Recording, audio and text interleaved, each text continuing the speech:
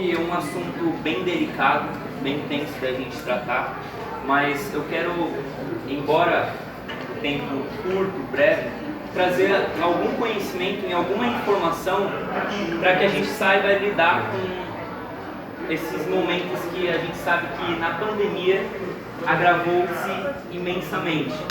Então, só para mim ter uma noção, eu quero saber de vocês, quantos suicídios vocês acreditam que acontecem por dia aqui no Brasil? São muitos. Por dia? 23. Acho que em torno de 100. 50? 300. Em cada 40 350 acho que é mais de 100, por dia. Segundo a Sociedade Brasileira de Psiquiatria, acontecem 27 suicídios por dia aqui no Brasil. Então, ao final do dia de hoje, 27 pessoas terão tirado a sua vida. É uma situação bem complicada. No Japão, um pouquinho mais. São 87 suicídios por dia. Um a cada 17 minutos. No mundo, são um suicídio a cada 40 segundos. Ou seja, ao final de um ano, a gente tem mais de 1 milhão de pessoas tirando a sua vida. Isso só para mostrar a importância de um mês como esse, de um Setembro Amarelo. Porque às vezes a gente olha nas mídias sociais, a gente olha ao nosso redor e dá até para disfarçar ou achar que está tudo bem. Inclusive existe uma organização que trabalha para que os suicídios não sejam veiculados, não sejam noticiados, porque ouvir falar de suicídio e ter detalhes, caso eu tenha essa vontade aumente e eu ganhe forças para consumar aquilo que já está na minha mente. Então, esse é o primeiro ponto. Só que existe alguns mitos em relação a isso. Com tantos acontecimentos como esse, algumas pessoas não entendem a dimensão do que aquela pessoa ela vivencia ou vivenciou. E aí dizem assim: é porque não tinha Deus. É porque não tinha a experiências com Deus. Esse é o primeiro mito. E eu não estou falando aqui como alguém que não acredita em Deus. Assim como todos vocês, a maioria de vocês, eu também creio em Deus e creio que Ele é o doador da vida. E eu confio nele e eu acredito que muitas pessoas poderiam encontrar em Deus conforto para as suas dores, mas eu não creio que a razão do suicídio seja a falta de Deus, porque a gente não teria assim pessoas dentro da igreja, pastores, tirando a sua vida. E de outras religiões também. O que a gente sabe de pessoas que quando chega em casa, a pessoa pulou da ponte, ou então se enforcou, tomou remédios, deu um tiro em si mesmo. O segundo mito é em relação a achar que apenas uma classe, uma faixa tem tendências a suicídio, do tipo, suicídio é pra gente rica. Mas na realidade as pesquisas mostram que os dois extremos são perigosos. Tanto a extrema pobreza, porque a pessoa vive uma escassez, quanto o excesso de riqueza, de posses, com medo de perder tudo que se tem. Agora, como identificar? Quais os sinais que a gente tem que se atentar para saber identificar algumas pessoas possíveis suicidas?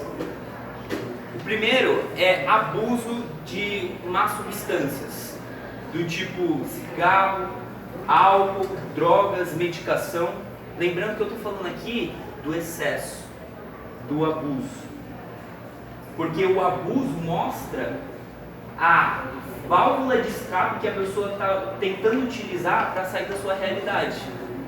Então, Por exemplo, o drogado, a droga não é a droga é a sua vida.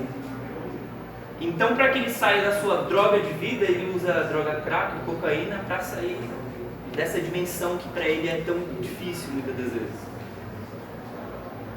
Além disso, para a gente identificar pessoas que têm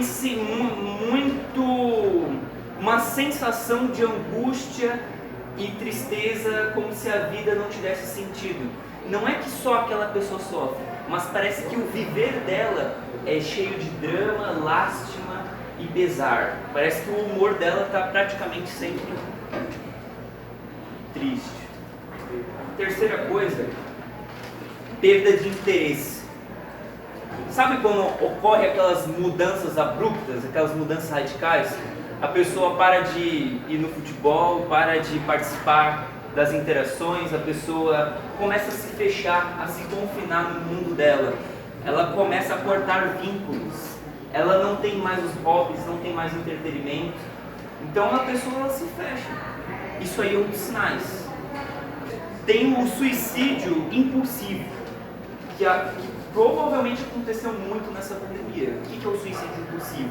A pessoa não tem características aparentes como essas que eu mencionei, mas ela tem um impulso de querer se matar por problemas, por crises, como por exemplo pessoas que tinham muito dinheiro e de repente vão à falência, ou pessoas que estavam num relacionamento, terminam e é um momento de crise ali e ela tem esse impulso. Agora, como ajudar? Tendo alguns desses sinais que eu mencionei aqui, como que a gente pode ajudar essa pessoa? A primeira coisa é escutar. Só que observe, escutar é diferente de ouvir. Ouvir, todo aquele que tem um aparelho auditivo, né, consegue captar sons. Mas quando a gente refere-se ao escutar, a gente fala de atribuir significado, de atribuir atenção, de prestar ouvidos. Ouvir com empatia, sem julgamento, sem dizer que a pessoa está errada por sentir o que ela sente, sem subestimar o que ela sente, do tipo, isso daí não é nada, ou então eu sofro muito mais que você. Ou seja, essas maneiras de você tentar diminuir, na realidade só atrapalham. Então ouvir, né? Aprender a ouvir. Nunca menosprezar falas do tipo, eu preferi estar morto, eu vou morrer, eu acho melhor que a vida não tem sentido mesmo. Nunca menospreze essas falas, mesmo que irônicas, mesmo que carregadas de humor, nunca menospreze. Por último, indique uma pessoa, indique um especialista, psicólogo, psiquiatra, médico. Indique os serviços que a gente tem aqui mesmo na universidade, o NEAP, que é o Núcleo de Estudos e Atendimento de Psicologia, onde a gente faz os nossos estágios. Indique o CVV, que é o Centro de Valorização da Vida, que é o número 188.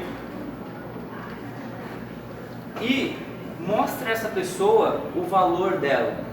Muitas das vezes algumas pessoas tiram a sua vida porque pensam que a minha existência não vai fazer diferença no mundo.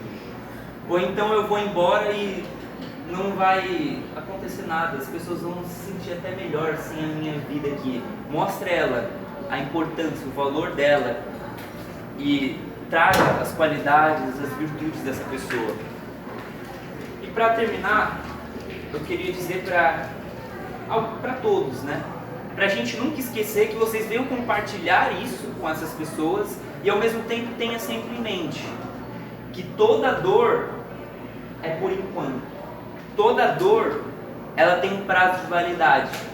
Da mesma maneira que a alegria é efêmera, ela é momentânea, a dor também, ela é passageira. Então a gente tem que entender isso, aceitar o sofrimento, aceitar a dor, mas nunca esquecer-se de sonhar e de ter esperança, né? Porque, como a gente sabe, a vida ela tem essa dialética, sorrir e chorar, alegria e tristeza, mas que na tristeza a gente nunca venha saber que a noite pode ser triste, mas há uma manhã de alegria para todos.